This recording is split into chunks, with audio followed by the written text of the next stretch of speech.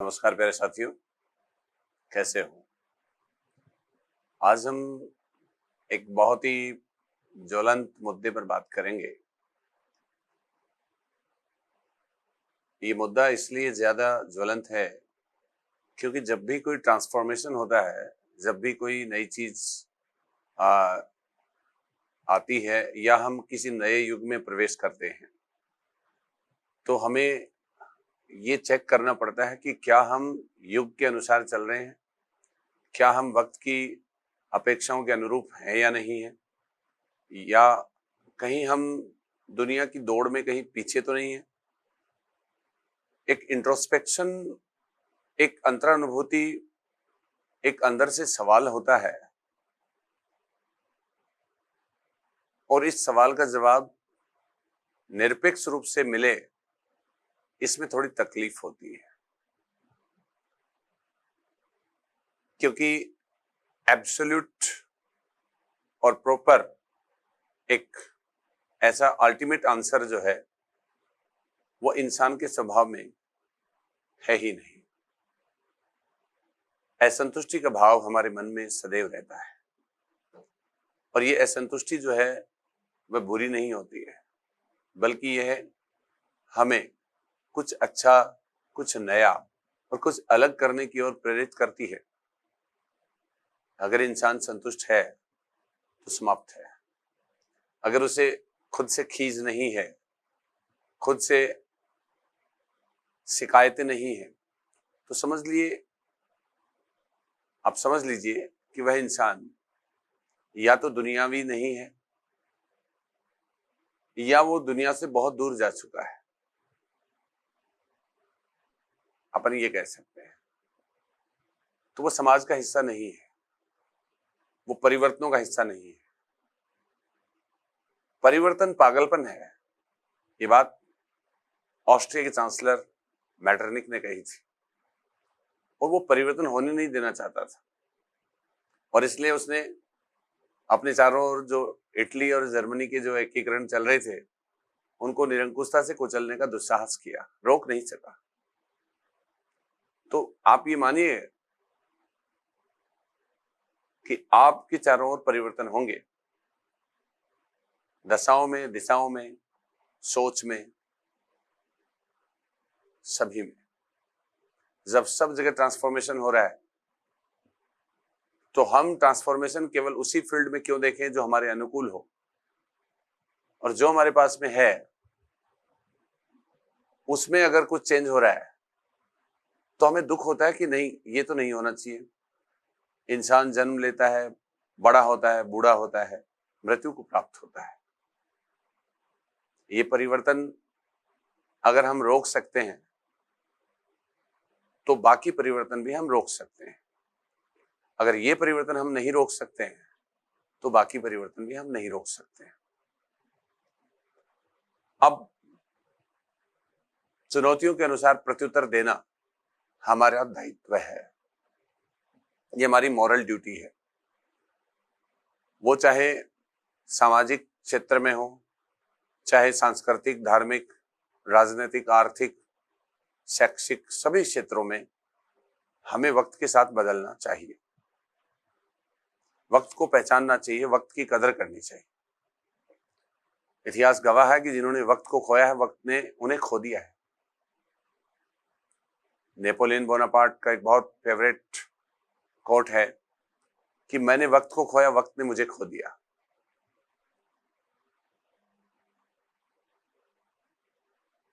हमें मलाल नहीं रहे किसी चीज का कि हमने ऐसा नहीं किया। चेंज तो होगा, चेंज हम भी हो रहे हैं, हमारे चारों ओर भी होगा। आज की सच्चाई क्या है? आज प्रतियोगी परीक्षाओं को लेकर बच्चे कुछ बहुत ज्यादा डर के से माहौल में है। थोड़ा चेंज हो रहा है, थोड़ा चेंज लग रहा है, दोनों ही बातें सही है। ना निरपेक्ष रूप से पूरी तरीके से सब कुछ चेंज हुआ है और ना ही निरपेक्ष रूप से हम ये कह सकते हैं कि चेंज नहीं हो रहा है। होना भी चाहिए। लेकिन अब जब हम इसके रूट कॉज में जाते हैं, इसके मूल कारण को खोजते हैं कि क्या वाकई चेंज हुआ है, या मार्केटिंग है, या व्यवसायीकरण हो गया इसका, तो मैं कहूंगा कुछ जगह वाकई ऐसा परिवर्तन हुआ है जिसके लिए हमें माकूल तैयारी की आवश्यकता है। और ये कितना चेंज हुआ है, इसका मैं एक छोटा सा एग्जाम्पल आपको देता हूं। मेरे फादर 12th तक सीनियर साइंस से रहे हैं, और जब मैं बीएससी करता था तो मैं एक अच्छा स्टूडेंट था। इसके बावजूद भी मैं अपने फादर के सामने सब्जेक्ट में एक कसमकस महसूस करता था। मुझे ऐसे लगता था कि मेरे फादर के फार्मूले जो हैं वो मेरे से ज्यादा क्लैरिटी में है। जब मैंने मेरे फादर से इस मामले में डिस्कस किया तो एक बात सामने आई कि जुनून की हद तक टीचर जो है अपने स्टूडेंट के साथ वर्क करता था। स्टूडेंट के पास में भी डाइवर्ट होने के ऑप्शन ज्यादा नहीं थे। जैसे जैसे हमारे पास में विकल्पों की उपलब्धता बढ़ जाती है, वैसे वैसे भटकाव भी होता है, कंसंट्रेशन नहीं बन पाता है। और जब हमारे पास में एक ही रास्ता होता है तो हम उस रास्ते पर पूरी शिद्दतता के साथ आगे बढ़ते हैं और पूरी कायनात हमारे साथ हो जाती है। हर चीज के हर वक्त के अपने फायदे और नुकसान हैं। मैंने फादर से बात की तो उन्होंने इस चीज को भी बताया कि उनके समय प्रैक्टिकल होते थे और थ्योरी जो है प्रैक्टिकल के माध्यम से और भी मजबूत होती थी साइंस की। आज या मैं कहूं कि मेरे टाइम में उसमें गिरावट आई थी, इसलिए थ्योरी पर ज्यादा एम्फसाइज किया जाता था, प्रैक्टिकल या जो प्रैक्टिस थी उसको कम कर दिया गया था। इसलिए आज के जमाने में तो और भी चैलेंज है। पहले जब क्वेश्चन गलत होता था तो हम लोग उसके पीछे जाते थे कि यार ये क्वेश्चन कहाँ से मिलेगा, कहाँ से आया, कौन सी बुक से आया, तो हम 1 2 4 5 किताबों के अंदर उस प्रश्न को ढूंढा करते थे। तो उसके साथ में हमारे 10-12 प्रश्न और तैयार हो जाते थे उसकी खोज में। वो ना सही कुछ और मिल गया, कुछ और मिल गया, कुछ और मिल गया। ऐसे कई एग्जाम्स के साथ में जब आप होते हैं और कई क्वेश्चन डाउटफुल होते हैं तो आपकी पेपर के बाद में भी एक अच्छी तैयारी हो जाती है। लेकिन आज बच्चा पेपर सॉल्यूशन की डिमांड करता है, और मेरा हमेशा से ये रहा है कि पेपर देने के बाद में बच्चे को खुद से 1-2 दिन रेस्ट करने के बाद में खुद से देखना चाहिए कि उसका स्तर कहाँ रहा है, और वो यथासंभव पहले अपने लेवल पे सारे क्वेश्चन ढूंढे ताकि उसकी एक और तैयारी हो जाए, उसकी एक नई शुरुआत हो जाए। वो चीजें गायब हो गई हैं। एलाबोरेटेड फॉर्म में पढ़ना, कारण कार्य सिद्धांत जानते हुए परिणाम और पूरे कॉन्टेक्स्ट में किसी पढ़ाई को कंप्लीट करना एक संपूर्णता की ओर, पूर्णता की ओर ले जाता है।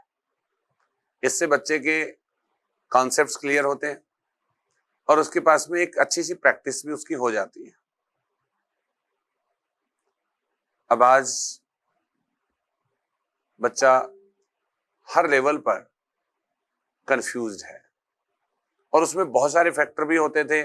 आज एआई या विकिपीडिया, गूगल, ये सारी जो चीजें हैं वो बच्चे के लिए एक वरदान भी है तो अभिशाप भी है। पाठ्य पुस्तकों से दूरी हो गई है, बच्चा पढ़ना ही नहीं चाहता है। बच्चे को सीधे नोट्स चाहिए, बना बनाया मटेरियल चाहिए, और उसमें जोर भी ज्यादा आता है।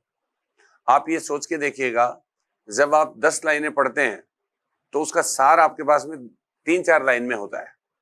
लेकिन जब आप 3-4 लाइन ही पढ़ेंगे तो फिर आपका सार 2-3 शब्द में होगा और वो जल्दी विस्मृत हो जाएगा आपका। उसमें आपका प्रॉपर जो होना चाहिए वो हुआ नहीं। तो बेसिक बुक्स पढ़ना जरूरी होता है। अंडरस्टैंडिंग हमें अगर नहीं बन रही है तो चाहे आप कितने भी फैक्ट्स पढ़ लीजिए, कितनी बड़ी तैयारी कर ले। कई बच्चे कहते हैं कि हमने इतने रजिस्टर भर दिए हैं, इतना मटेरियल हमारे पास में है, इतना मटेरियल हमने तैयार कर लिया है। वो सब ठीक है, लेकिन आपके पास में उसका विजुअलाइजेशन है क्या? आपके पास में वो पिक्चर्ड फॉर्म में है क्या? वो मैटर जो है, वो जो आपने कलेक्ट किया है, क्या वो स्ट्रक्चर्ड मटेरियल है क्या? क्या उसमें तारतम्यता है? क्या आप उसके मन में एक अंडरस्टैंडिंग बनी है? क्या आप उसको पढ़ के खुश हुए हैं? क्या आपको आनंद की अनुभूति हुई है? या केवल इंफॉर्मेशन के डेटा आपने लिए हैं जो कभी भी आपको लंबे समय तक सस्टेन नहीं होंगे वो आपके जहन में? अगर आपको रसगुल्ले को लंबे समय तक रखना है तो आपको प्रॉपर चाशनी देनी पड़ेगी। आप बिना चाशनी के रसगुल्ले को आप गैदर नहीं कर सकते हैं, प्रिजर्व नहीं कर सकते हैं, वो सड़ जाएगा। ठीक इसी प्रकार से हमारी पढ़ाई भी होती है। तो परिग्रह की स्थिति हो गई है, बच्चों के पास में सूचनाएं बहुत हैं, टीचर बहुत हैं, मटेरियल बहुत है, लेकिन बच्चे के पास में एक एनालिसिस नहीं है, बच्चे के पास में एक स्टैंड पॉइंट ऑफ व्यू नहीं है, बच्चे के पास में मेंटल सपोर्ट नहीं है। आजकल बच्चे अपने पेरेंट्स से दूर हो गए, अपने फ्रेंड से दूर हो गए, और सोशल मीडिया के इस युग में एक ऐसी आभासी वर्चुअल लाइफ के साथ वो जी रहे हैं जहां पे वो अपने इमोशन शेयर नहीं कर पा रहे हैं। और शेयर भी किससे करें? दूसरे व्यक्ति के पास भी वही मोबाइल है, तो वो भी उसको सुनने के लिए तैयार नहीं है। वो रील देख सकते हैं, रील दिखा सकते हैं, लेकिन रियल नहीं दिखा सकते, रियल नहीं देख सकते। ये समस्या है। फोन एक ऐसा बैरियर है, एक ऐसा साधन भी है जो गुडनेस है, लेकिन इसके नेगेटिव एस्पेक्ट ज्यादा आए हैं। बच्चे को एक तरीके से एक कमिटमेंट के साथ पढ़ाई करने से दूर किया है, डिस्ट्रैक्शन ज्यादा आ गए इसमें। अब ये तो आप ही को तय करना पड़ेगा कि आपको सोशल मीडिया कितना यूज करना है और किस लेवल तक करना है, कौन कौन से एप्लीकेशन आपको उसमें रखने हैं और कौन कौन सी चीजें आपके स्फीयर में आती हैं, कौन सी नहीं आती हैं। ये है। मदर फादर, अपने ब्रदर सिस्टर, अपने फ्रेंड्स, इन सब से दूरी हो गई है। एक वक्त होता था जब मेंटल सपोर्ट होता था, जब हम टूटते हैं, गिरते हैं, जब हम दबाव में आते हैं, तो हमारे सबसे इनफॉर्मल रिलेटिव जो होते हैं वही हमारे काम आते हैं, वही हमें संभालते हैं। हमारे मदर फादर जो होते हैं और हमारे जो भी पार्टनर्स या जो भी हम आपके फ्रेंड्स वगैरह या आपके कजन ब्रदर सिस्टर जो भी हैं, वो सभी आपको संभालते हैं। याद रखिएगा, दयानंद सरस्वती ने कहा था कि बुरे से बुरा स्वदेशी राज्य अच्छे से अच्छे विदेशी राज्य से अच्छा होता है। अर्थात अपने तो अपने होते हैं, और अपनों के साथ में संवाद नहीं रहा, विवाद हो गया है। तो संवाद कायम करिए, विवाद समाप्त कीजिएगा, वाद विवाद करिएगा, कुछ अच्छी चीजें निकल के आएंगी, मेंटल सपोर्ट मिलेगा। जब हम पढ़ते थे तो मम्मी आके किताबें बंद करके या फिर जाग रहे होते तो बेटा सो जा, कल पढ़ लेंगे। रिजल्ट अगर अनुकूल नहीं मिलता है तो माता आके बोलती है कि बेटा सो जा, मिल जाएगा, आज नहीं तो कल, तुमसे बढ़ के थोड़ी ना है कोई। फादर बोलते थे कि नहीं, ये भर्ती तुम्हारे लायक नहीं है, तुम्हें इसकी तैयारी करनी चाहिए। तो ऐसे घर से एक ऐसा बूस्ट मिलता था, तो अच्छा फील होता था कि हाँ ठीक है, हमारे पेरेंट्स हमारे साथ में है, फिर हमें जरूरत नहीं है किस चीज की। ये होता था। लेकिन आज ना पेरेंट्स के पास टाइम है, ना बच्चे के पास टाइम है। हर कोई बिजी है और बिना मतलब बिजी है। ये एक समस्या हो गई। एक खुद का निर्णय नहीं हो पा रहा है। बहुत सारे मोटिवेशनल स्पीकर सुन लेते हैं, बहुत सारे लोगों के वीडियोस देख लेते हैं, बहुत सारे आर्टिफिशियल इंटेलिजेंस के सॉल्यूशन देख लेते हैं, तो हम अनिर्णय की स्थिति में हैं। हिटलर की एक बात बहुत अच्छी थी, वो निर्णय बहुत गजब करता था और निर्णय लेने में बहुत तेज था। और भारत में लोग ऐसे निर्णय लेने की स्थिति, अगर एक कपड़े के शोरूम में चले जाएं और 2 पैंट लेनी है तो पूरा दिन खराब कर सकते हैं, पूरे शोरूम को छोड़ के बाहर आ सकते हैं कि नहीं नहीं यार इसमें तो कुछ नहीं है।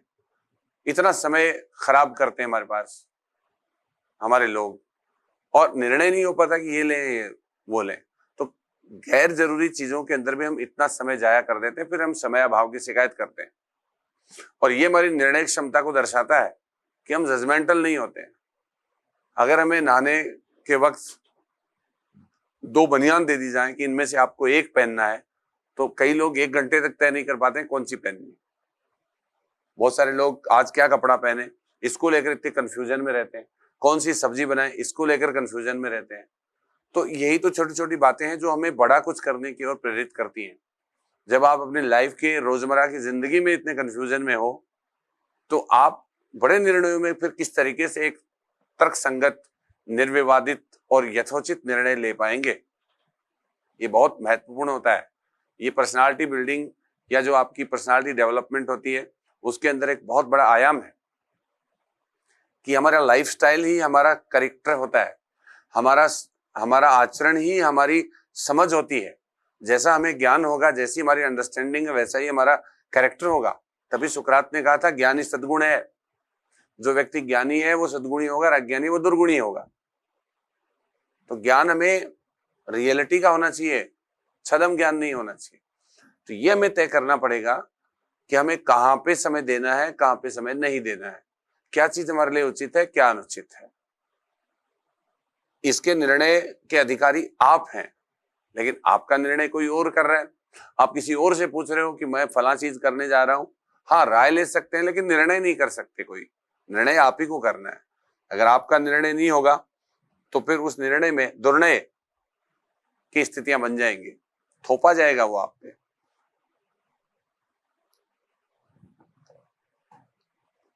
बहुत सारे बच्चे ट्रेंड को फॉलो करते हैं।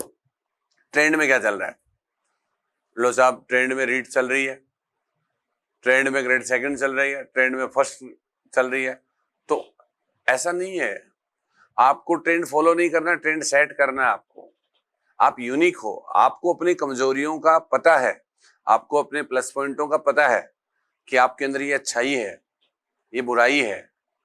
आपको सिंसियरली तटस्थ होकर अपना जस्टिस करना है खुद का कि मैं कहाँ हूं, किसी के कहने से नहीं, किसी को देखने से नहीं।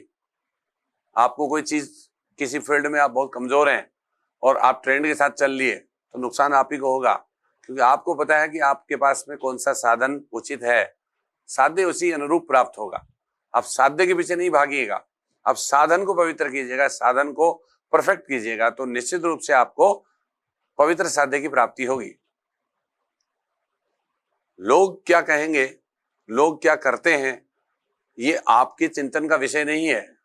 लोग आपके बारे में क्या सोचते हैं ये आपको नहीं सोचना है। अपने बारे में आप क्या सोचते हो ये ज्यादा महत्वपूर्ण है। You don't waste your time.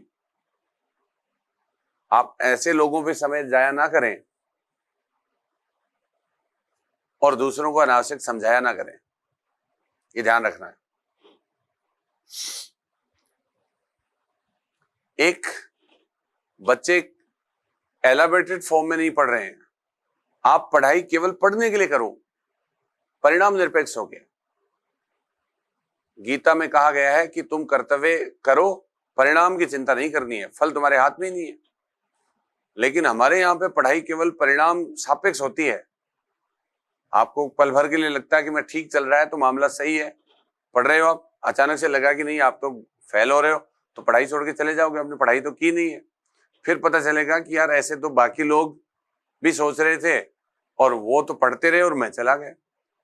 तो आपके हाथ में केवल पढ़ना है, वो आप कर नहीं रहे हैं प्रॉपरली। कितना करना है ये परीक्षा की जो प्रकृति है, प्रश्नों की जो प्रकृति है उसके अकॉर्डिंग है। मैं साफ कहूंगा कि ये गिरावट दिन ब दिन ज्यादा आई है। जैसे मनुष्य की एआई या मोबाइल के ऊपर डिपेंडेंसी बढ़ी है, उसके साथ साथ बच्चे ने अपने दिमाग के जैविक स्वरूप को काम में लेना बंद कर दिया है और कृत्रिम जो बुद्धिमत्ता है उसको प्रयोग करना शुरू कर दिया है। तो धीरे धीरे आपकी जो रिसर्चर इंक्वायरी एटीट्यूड जो है, रिसर्चर या खोजबीन की प्रवृत्ति जो है, सवालों के पीछे जाने की, उनके ऊपर विचार करने की, उनका विश्लेषण संश्लेषण करने की जो विधा है वो गायब हो जाएगी और आपका अपना दिमाग जो है वो मशीन की तरह केवल इनपुट लेगा। अब ऐसे दिमाग से आप सोचें कि एक ऐसा सवाल आ गया जो 4-5 ऑप्शन के अंदर आपको पूरी क्लैरिटी होनी चाहिए तो ही आप उसे कर पाएंगे, तो निश्चित रूप से फिर आपको दिक्कत होगी। आजकल सवाल ऐसे आते हैं कि आपको एक ही जगह 4-5 चैप्टर जो है उनका कंपैरिजन करके भी पूछ सकते हैं। एक स्पीयर का दूसरे स्पीयर के साथ कंपैरिजन कर सकते हैं। प्राचीन भारत, मध्यकालीन भारत, प्राचीन का आधुनिक भारत के साथ, आधुनिक भारत की घटना का यूरोप के साथ। तो इस तरीके से जो कोरिलेशन या जिसको सहसंबंध हम बोलते हैं, वो हमारी पढ़ाई के अंदर नया एक समावेश, नया तो नहीं कहूंगा क्योंकि सिविल सर्विसेज के अंदर और जो आरपीएससी के जो पहले के पीसीएस के जो स्टेट सर्विसेज के एग्जाम होते थे, सबऑर्डिनेट सर्विस, आरएस, आरटीएस वगैरह के, इनमें ऑलरेडी इनको किया हुआ था। अब थोड़ा सा आया है, तो अब मैं ये कहूंगा कि बच्चा कमजोर हुआ है। आरपीएससी ने कोई ऐसा रौद्र रूप नहीं दिखाया है जिसको लेकर बहुत ज्यादा हो हल्ला करने की जरूरत है। लेकिन प्रॉब्लम क्या है कि एक वक्त ये होता था 2013 में जब मैंने ग्रेड फर्स्ट का बैच चलाया, तो मैंने ये देखा कि वहां पे बच्चे लगभग टीचर के लेवल के बच्चे आते थे। अब हर कोई बच्चा जो वहां पे आ रहा है उसको यही नहीं पता है कि उसका स्पेशलाइजेशन पोस्ट ग्रेजुएशन में कौन सा है और उसके कौन कौन से पेपर रहे हैं और वो किस लेवल पे पढ़ रहा है। तो मैं निश्चित तौर पे उलाहना दूंगा युवा पीढ़ी को कि आप कृपया जहां हो वहां की पढ़ाई पहले करें, उसके साथ साथ आप एडिशनल एफर्ट करें।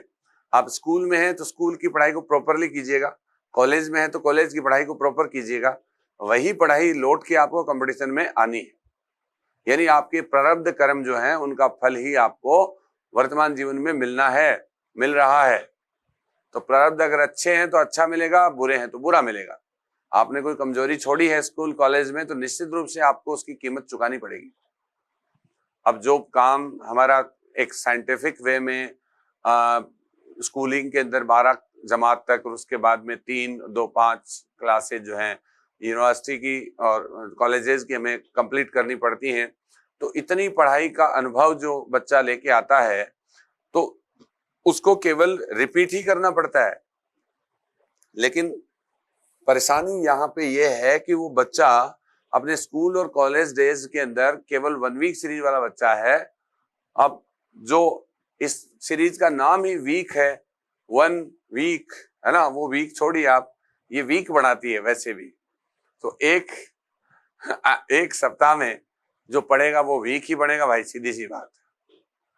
और उससे पहले पास बुक्स आती थी जो आपको ऐसी बुक जो पास करवाने के काम आती है, उससे पीछे टेक्स्ट बुक आती थी, तो वो वहां पे आपको एक बेहतरीन जो है किरदार देती थी। तो वो जो रेस्पेक्टिव ऑर्डर में हमारी पढ़ाई में कमी आई है वो हमें स्वीकार करनी चाहिए। हमें वापस से बुक्स के साथ में, कंटेंट के साथ में रहना चाहिए। अच्छी बुक्स हमेशा पढ़नी चाहिए। जब भर्ती परीक्षा में थोड़ा टाइम होता है तो अच्छे कंटेंट को पढ़ना चाहिए। आप ऑलरेडी क्या पढ़ चुके हो ये मायना नहीं रखता है। आपने पहले से पढ़ के और किसी चीज में सफलता प्राप्त नहीं की है तो उसको ठीक करने का साहस आप में होना चाहिए, नई शुरुआत करने का साहस होना चाहिए। आप पुरानी चीजों को पकड़ के ना बैठे, खुद की गलतियों को माफ करके आगे बढ़ना सीखें। जिंदगी आगे बढ़ने का नाम है, जिंदगी पीछे मुड़ने का नाम नहीं है। तो जो गलतियां हो गई हैं उनको हमें एलिमिनेट करना है और जो कमियां हमारी रही हैं उनको स्वीकार करना है। सिंसियरली अगर आप अपना मूल्यांकन करेंगे तो आपको किसी को पूछने की आवश्यकता नहीं है कि किसी भी भर्ती परीक्षा में आपकी असफलता का कारण कौन रहा है। ये आपको किसी को पूछने की आवश्यकता नहीं है। आपको ये ध्यान रखना है कि गलत टेक्निक से या ट्रेंड के आधार पे आप कहीं फंस गए हैं तो कृपया उसको भी आप जांच परख लें कि हमें ट्रेंड अपने हिसाब से देखना है, लोगों के हिसाब से नहीं देखना है। ठीक है ना। और अच्छा पढ़ोगे तो परिणाम के लिए पढ़ने की आवश्यकता ही नहीं है।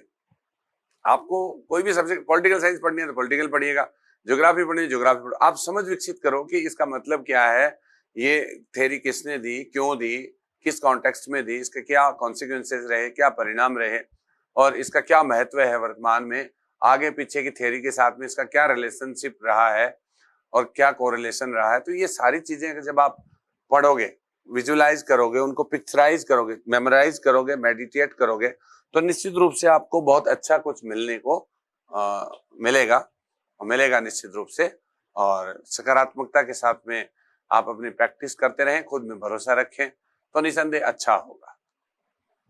तो अत्यधिक सूचना प्रौद्योगिकी पे निर्भरता, अत्यधिक अनिर्णय की स्थिति बने रहना, अत्यधिक विकल्पों के बीच में स्वयं को किंग कर्तव्य विमूढ़ता की स्थिति में पाना, ये सदैव एक स्टूडेंट के लिए जो है विनाशकारी होती है, और उसकी जो विवर्तनिक उत्पात या टेक्टोनिक डिस्टर्बेंस जो है वो पैदा करती है और बच्चे को अविश्वास की ओर ले जाती है।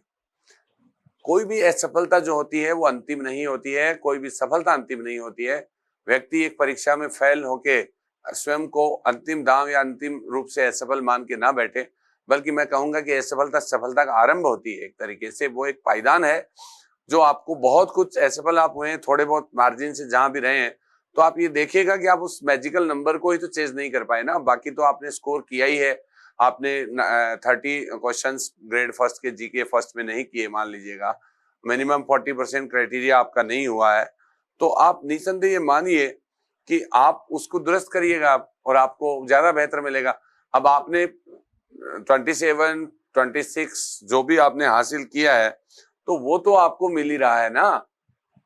अब उसमें ही थोड़ा एडवांसमेंट करने की, इसका मतलब आप खारिज थोड़ी ना हो, आप तो उस फिनिश लाइन को पार नहीं कर पाए, कोई बात नहीं, आपसे बेहतर किया है दूसरे लोगों ने, इसलिए वो आगे निकल गए हैं, तो उससे आगे बढ़ो। वो हो गया सो हो गया, उसको पकड़ के नहीं बैठने का है कि नहीं मेरा नहीं हुआ, ये हुआ, ये होता रहता है, कोई खास बात नहीं है। लाइफ में कई बार बहुत बड़े छोटे की तलाश में हम निकलते हैं और बहुत बड़ा मिल जाता है, बड़े की तलाश में मिलते हैं, छोटा भी नहीं मिलता है, तो ये होता रहता है, ये कोई बहुत बड़ा इश्यू है नहीं। शेर का शिकार करने के लिए जाते हैं, मतलब गीदड़ का शिकार करने के लिए जाते हैं और शेर मिल जाए, तो कोशिश ये होनी चाहिए कि हमें ये मान के चलना है कि अब जंगल में जा रहे हैं तो वहां आपको शेर भी मिल सकता है। तो हर भर्ती परीक्षा के अंदर एक हमारा हाईएस्ट पीक जो लेवल है, उससे हमें अगर तैयारी करें या उसके अकॉर्डिंग हम अपने एसेट्स या रिसोर्सेस को जुटाते हैं, तो निसंदेह उस परीक्षा में तो आपको फायदा होगा ही होगा, एक नई राह भी आपकी ओर निकल जाएगी। कार्नवालिस को देख लीजिएगा, अमेरिका इस स्वतंत्रता संग्राम में हार के आया, 1781 में यॉर्क टाउन के युद्ध में भारत में आके उसने इतने लैंडमार्क स्थापित किए, civil services, police system, circuit courts और कॉडिफिकेशन ऑफ लॉ, एक सीरीज उन्होंने जो है पूरी जुडिशरी की सेट कर दी यहाँ पे, एंड परमानेंट सेटलमेंट, स्थायी बंदोबस्त। तो कोई भी व्यक्ति कहीं पे असफल है तो कहीं पे वो बहुत सफल है। हमने देखे बहुत सारे प्लेयर्स जो होते हैं, बहुत सारे सेंचुरीज मार के नेक्स्ट में जीरो पे भी आउट हो सकते हैं, जीरो वाले हीरो बन सकते हैं। जिंदगी इसी जीवन परिवर्तन और जिंदादिली का नाम है, और मैं कहूंगा जो इसके साथ अपने आप को समीकृत करे वही एक कामयाब इंसान है। तो चलो ठीक है, इस छोटे सेशन में मैं समझता हूं कि आप थोड़े एनर्जाइज हुए होंगे। हम फिर मिलते रहेंगे। नमस्कार।